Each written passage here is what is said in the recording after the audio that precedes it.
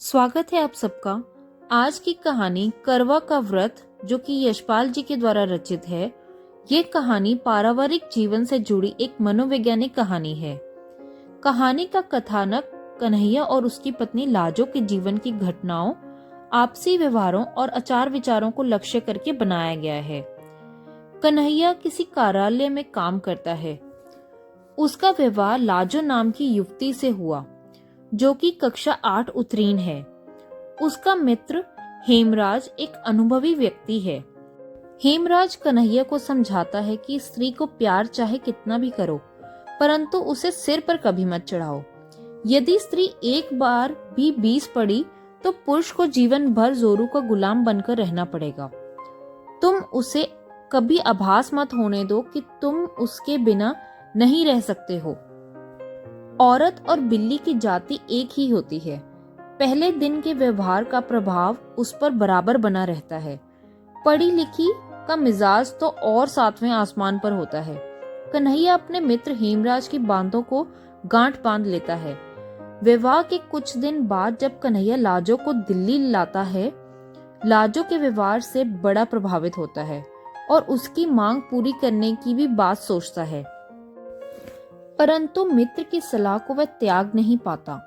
अपनी मांग पूरी ना होने पर लाजो मुंह फुला लेती है। वह सोचती है कि जब मनाएंगे तो मान जाऊंगी, परंतु ऐसा नहीं होता।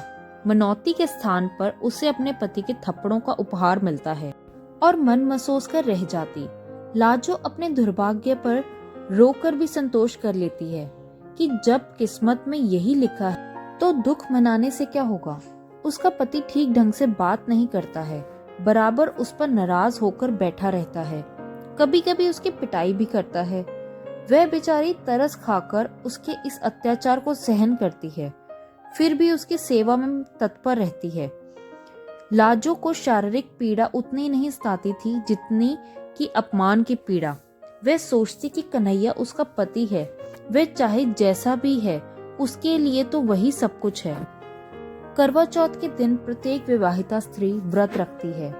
इस व्रत का उद्देश्य अपने पति का मंगल कल्याण तथा उस अगले जन्म में फिर उसे अपने पति के रूप में प्राप्त करना होता है।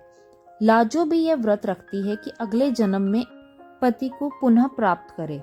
वे कन्हैया से व्रत के सामानों को लाने के लिए निवेदन करती है, परंतु सायंकाल वह खाली हाथ आता है।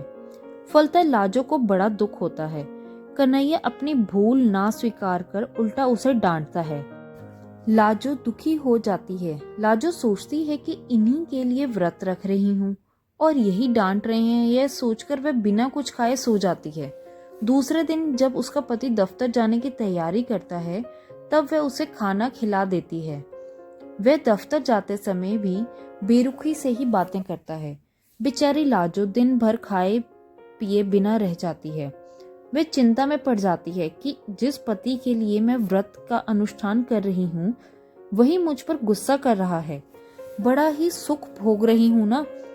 खाक अगले जन्म में सुख देंगे। यही जन्म निभाना दिक्कत हो रहा है तो फिर अगले जन्म के लिए मुसीबत क्यों फांदूं। इसलिए इस व्रत को तोड़ने के लिए विवश होकर वह रूखी रोटी खाकर व्रत तोड़ती है। संध्या समय कन्हैया दफ्तर से आकर लाजो को फिर से मारने लगता है। अब वह क्रोध के सीमा को लांघकर चिल्लाकर कहती है, मार ले, जान से मार डाल, पीछा छूटे, आज ही तो मारेगा।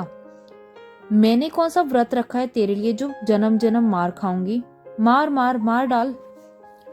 इसकी बातें सुनकर कन्हैया स्तब्ध रह जाता है।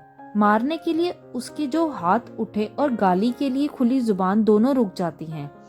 उसे लगता है कि वह अंधकार से जिसे कुत्ता समझकर मार रहा था वह शेर था। लाजो कुछ देर तक फर्श पर पड़ी रोती रहती है। फिर उठकर वह अपने पति के लिए खाना तैयार करके ढक कर रख देती है और पुनः फर्श पर जाकर लेट जाती है। उसका पति खाना खाकर चला जाता है। जब वह खाना खाने बैठती है तो ज्ञान होता है कि कद्दू की सब्जी में नमक अधिक था। उसे अपने पति के व्यवहार में बदलाव दिखाई देता है। जब वह बिस्तर बिछाने लगता है तो लाजो कहती है, मैं आ गई हूँ, रहने दो, किए देती हूँ। कन्हैया प्रेम व्यक्त करते हुए कहता है, सुबह और पिछली रात भी तुमने कुछ नहीं खाया। ठहरो, मैं तुम्हारे लिए दूध ले आऊं। उसी दिन से इनके जीवन में एक नया मोड़ आता है। कन्हैया कहता है, तुम्हें अगले जन्म में मेरी जरूरत है तो क्या मुझे तुम्हारी नहीं। इस प्रकार कन्हैया का विचार बदल जाता है। प्रेम की नई गंगा इनके जीवन भूमि में प्रवाहित हो जाती है। उनके जीवन के फुलवारी में नई बहार आ जाती है। लेखक ने इस कहानी के द्वारा संदेश दर्शाया है कि पारिवारिक जीवन में सुख शांति समृद्धिमय बनाने के लिए पति और पत्नी में आपसी प्रेम, विश्वास तथा सद्व्यवहार आदि का होना अति आवश्यक है। जब तक पुरुष नारी को कुचलता और दबाता रहेगा, उसके प्रेम और त्याग को अपनी विवशता समझकर अपने पुरुष अहंकार को पोषण करता रहेगा, तब तक पारिवारिक जीवन को सुख शांति में बनाने में असमर्थ रहेगा। नारी या पत्नी को दबाव, अत्याचार तथा शोषण का पात्र नहीं समझना चाहिए। पुरुष को अपने झूठे अहंकार को त्याग कर नारी को अपने अंग के रूप में स्वीकार करने से पूरे परिवार, समाज और देश का सबका कल्याण होता है। आशा करती हूँ कि आपको ये कहानी करवा का व्रत अच्छी लगी हो। अगर आपके कोई भी सुझाव या विचार हैं तो आप कमेंट सेक्शन में लिख के जरूर बताएं।